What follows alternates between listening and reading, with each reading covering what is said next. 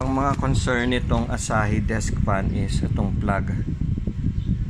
Pwede natin to nabanat or naputol tong goma nito. So pwede natin siyang secure ng tape, palitan ng mismong dulong plug o yung buong AC plug na buo din yung ganito. Pwedeng plug lang o yung buong AC plug na may ganito. Yan ang option. Ito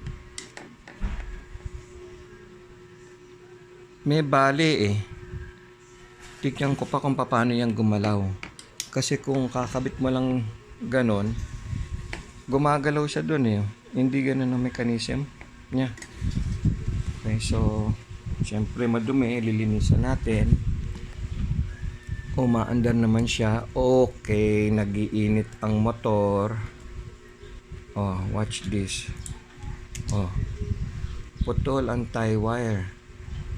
Hindi naman basta maputol yan kung hindi nagiinit ang motor niyan.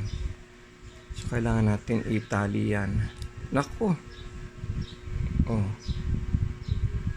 Ay nako. Delikado yun pag binuksan. Ito pa lahat sunog, putol. Meron mo yung plastic maputol.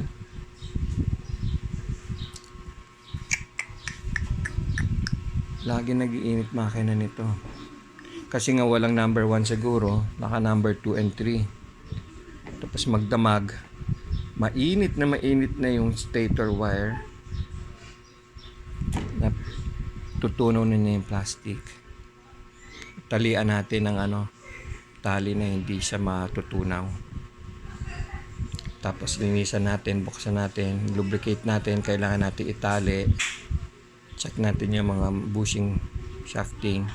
Tapos ito nga yung putol dito kung paano natin mapapaswing ulit para ma-recondition, ma-restore.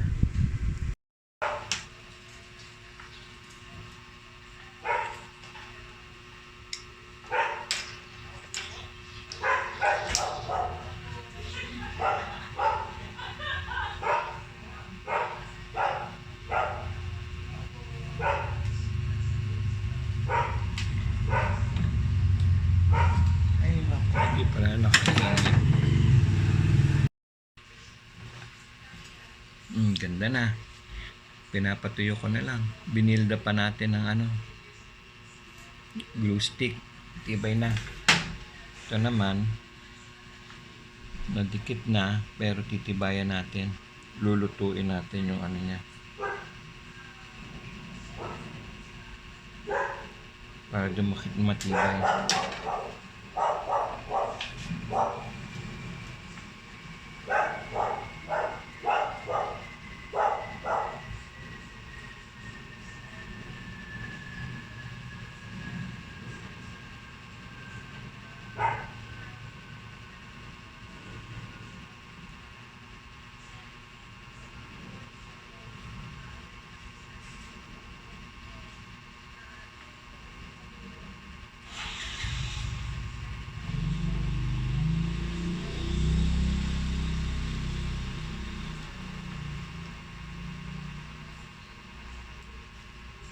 Ayan, nilulutuan natin ng plastic yan doon.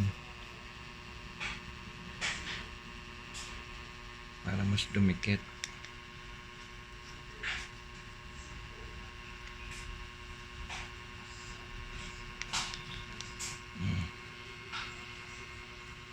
Ganun lang yan.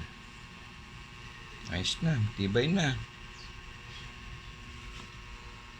Buo na ulit. Ito. Harapan na lang natin ng tape. Tipid-tipid na.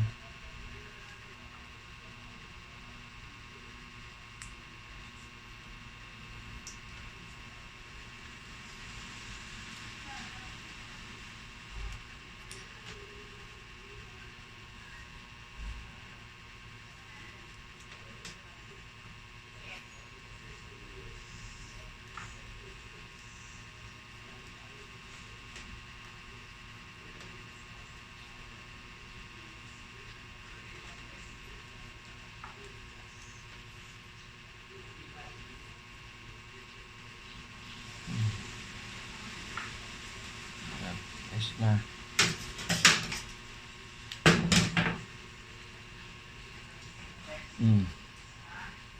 Tibay na yan. Tigas na, oh. Sige nga, dito mo na ulit hawakan. Okay. Next, bubukas na tayo ng the switch. Yan, sira ang switch nito eh. Okay, so gumagana tong natin Okay, so number 1. Wala, oh. Number 2. Oh. Okay. Number 3. Wala. Naglolo ko tong 1 eh. Wala siyang contact eh. Oh.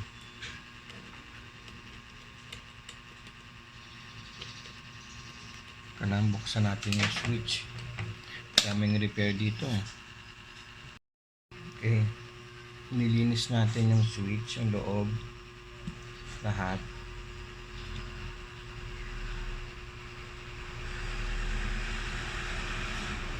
I-solder ko yung mga binuksan natin yung switch, nilinis natin. I-resolder natin tong mga connection.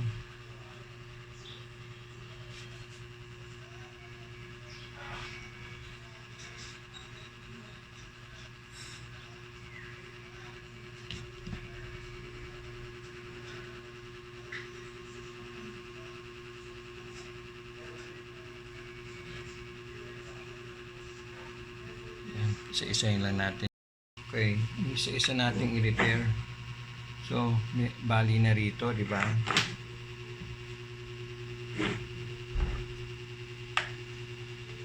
Ito ba yun?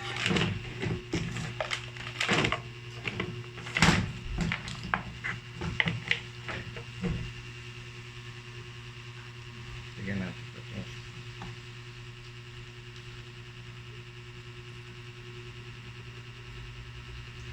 Okay. So, dahil bali na doon, hanap tayo ng pwede natin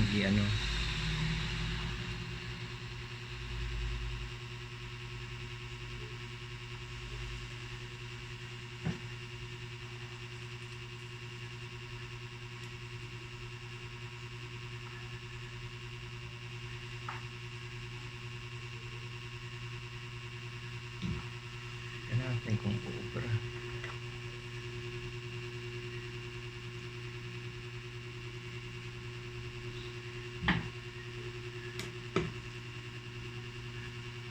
Kailangan kasi may iniikutan siyang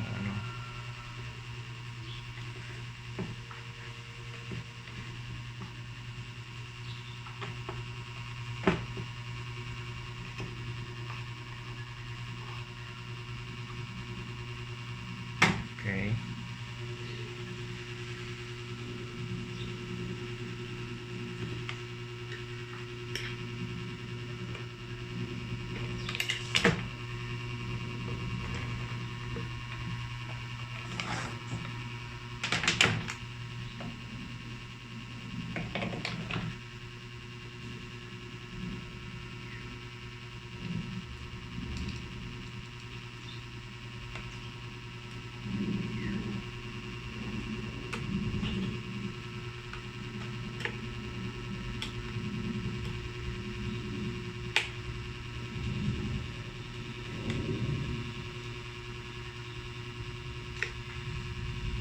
Malinis na kasi lahat yan eh. Nasabon na yan.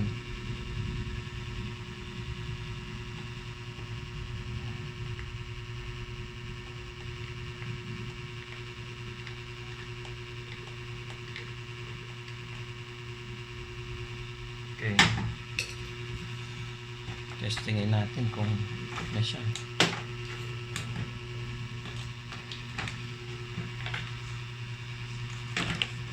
Oh. Ha? Oh. Ikot na. Nice na. Okay. So, ito na yung pinaka delikado dito.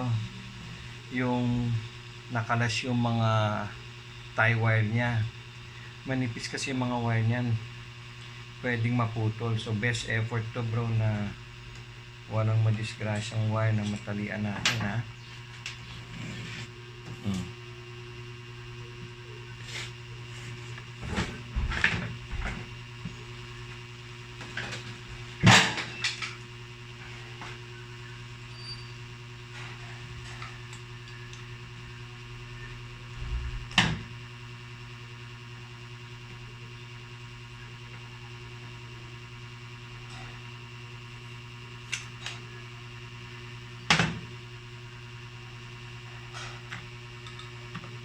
Okay, maayos sa mga shafting. Okay. So,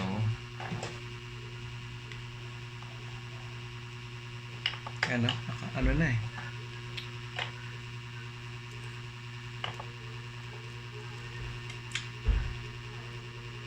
Kalas na eh.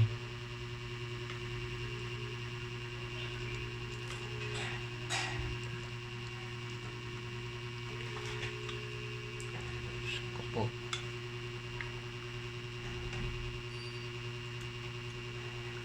Ayan, kalat-kalat na. Diyos me. Ayan oh. Oh Lord. Katanggal-tanggal na yung mga takip niya. Oh my gosh.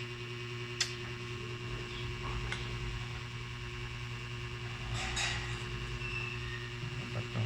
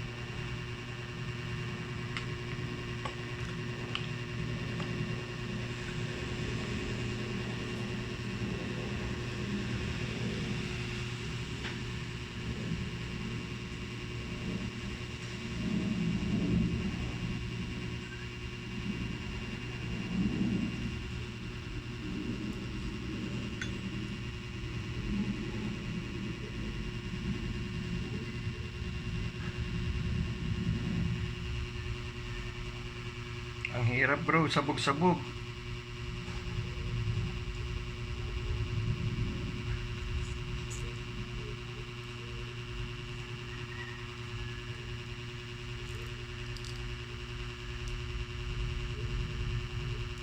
Woof.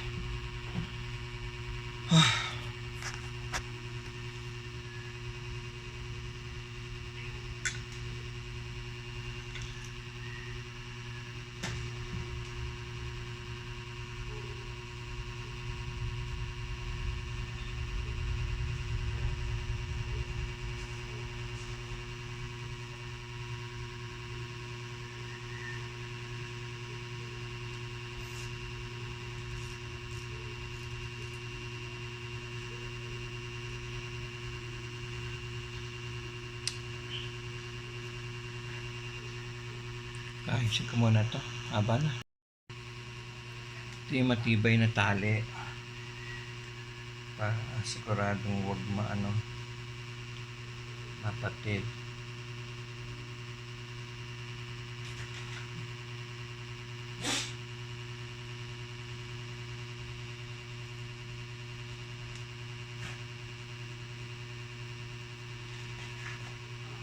Yan, tatalian natin ng ganito.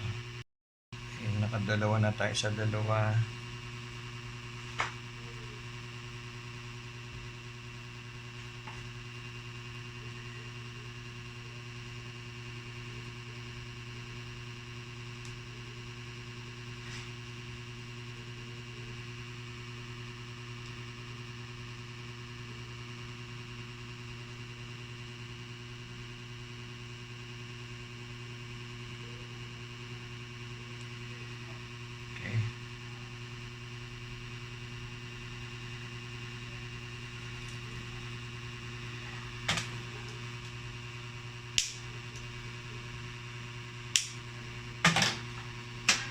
Okay.